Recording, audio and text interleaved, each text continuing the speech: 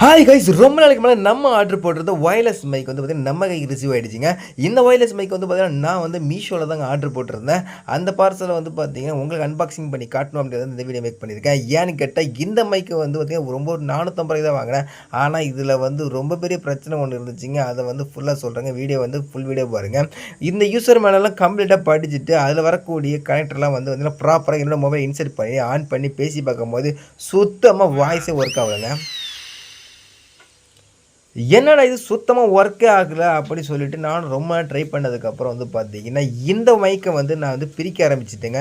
ஏன்னா பாடி பிரித்து உள்ள என்ன இருக்குது அப்படிங்கிறத ஃபுல்லாக ஆராய்ஞ்சு பார்த்துரும் அப்படிங்கிறத சொல்லிட்டு நான் வந்து பிரித்து பார்த்தேன். அதில் இருக்கக்கூடிய இண்டிகேட்டர்லாம் வந்து பார்த்திங்கன்னா ப்ராப்பராக ஒர்க் ஆச்சுங்க.